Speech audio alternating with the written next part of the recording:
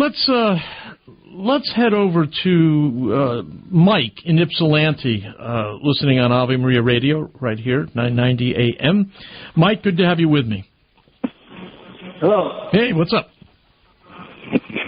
Well, I just like to talk to good Catholics and good common sense people, and maybe get some advice as to, when the American people, or what we can do to thwart what's going on in Washington with our leaders, and when do we, the Book of Romans talks about authority as a servant of God, and our government is just, to me, became just a mockery of the people and what it was established for, and God Himself.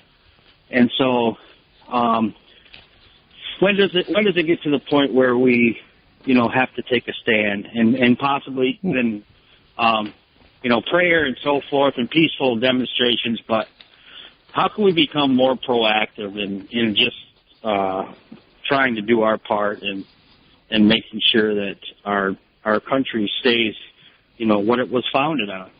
Well, I think that the best thing you can do is to create Christian communities that actually are living as though the kingdom of God was real. I know that's sometimes people don't think that's direct enough, but we've just had a full generation of Christian activism in America, starting in the the mid-1970s, and gaining enough power in the late 70s to elect Ronald Reagan. And so for a generation now, we've seen groups like the Christian Coalition, groups like the Rutherford Institute, lots of different groups, legal groups, activist groups, the American Family Association, James Dobson's Focus on the Family, and look at what we've got this year for our presidential candidates.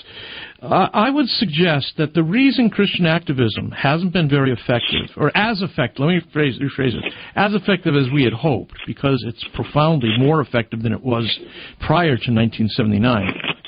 Why it hasn't been as effective as we thought is because American Christians don't have believable churches.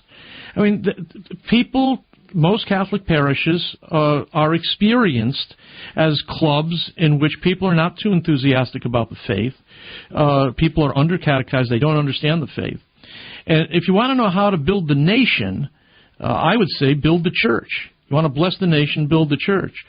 You should definitely be reading about the founding of this nation, because America in the 18th and 19th century is very different, and even through half the 20th century.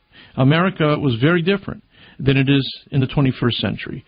America's definition of freedom is different now. America's definition of truth is different now. America's definition of rights is different now. And it's America's understanding of God's providence in the conducting of our affairs is different now. This is a different country than it was, and there's probably no going back. So now the question is, what do you do to go forward?